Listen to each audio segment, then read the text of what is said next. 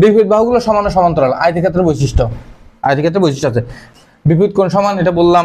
সন্নিহিত কোণের সমষ্টি 180 ডিগ্রি। সন্নিহিত যে কোণগুলো আছে, অর্থাৎ সন্নিহিত কোণ, এই যে বুঝো এই একটা রেখা না, একটা ভূমি বা লম্ব যেটা বলি, এটা থেকে দুইটা কোণ, এটা একটা কোণ, এটা একটা কোণ, এই দুইটা মিলে এটা মনে করো এক্স, এটা মনে করো ওয়াই, তাহলে X plus Y equal to always 180 degree. That's must, মাথায় রাখতে হবে তোমার, এই যে এক্স আর ওয়াই এর যোগফল।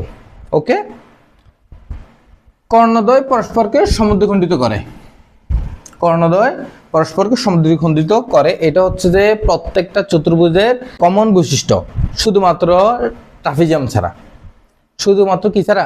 ট্রাপিজিয়াম আর ঘুড়ি ছাড়া। আর যে চারটা চতুর্ভুজ আছে এই চারটাতে প্রত্যেকে একে অপরকে সমদ্বিখণ্ডিত করে, মাথায় রাখবে। ওকে, অবশ্যই। সূত্রগুলা, পরিসীমা সেম আগেরটার মতো, 2a প্লাস b, কার মতো? আয়তের মতো। ক্ষেত্রফল ভূমি গুণ উচ্চতা, ভূমি গুণ উচ্চতা, এই যে ভূমিটা থাকবে সেটা গুণ উচ্চতা।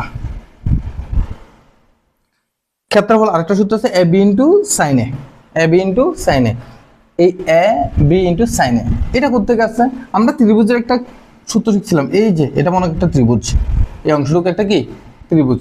ত্রিভুজের সূত্র কি ছিল? Half into ab sine theta, ঠিক না? তাহলে এই ত্রিভুজটা আর এই ত্রিভুজটা তো সেম, সমান, তাহলে আরেকটা হাফ যোগ করলে তাহলে সেম না, তাহলে 2 গুণ করে দিই, তাহলে 2 2 কাটা চলে যায়, তাহলে ab ইন্টু সাইন থিটা। এখন কথা হচ্ছে যে এই যে এখানে এই থিটাটা আর এই থিটাটা সেম না, মান সেম না, কোনটা সমান আগেই বললাম। So half into ab sine theta আমরা লিখতে পারবো। খুবই ইউনিক একটা সূত্র, এটা মাথা রাখবে তোমাদের। এখন কোন কোন ধরনের প্রশ্ন আসবে তোমরা সামনের দিকে দেখবা, যে এই জিনিসগুলো তোমাদের অবশ্যই জানা থাকা প্রয়োজন হতে পারে। আগে যে প্রশ্নগুলো ছিল এগুলো ইজিলি এই প্রশ্নগুলো এই বেসিকগুলো ছাড়াই করা যেত, বাট এখন আপডেট প্রশ্ন আসতেছে, তোমাদের অবশ্যই খুব ভালো করে বেসিকগুলো স্ট্রং থাকতে হবে। নেইদার তোমরা প্রশ্নগুলো নিজেরা সলভ করতে গিয়ে একটু হিমচিম খাবা এবং বেশিরভাগ সময় পারবাই না।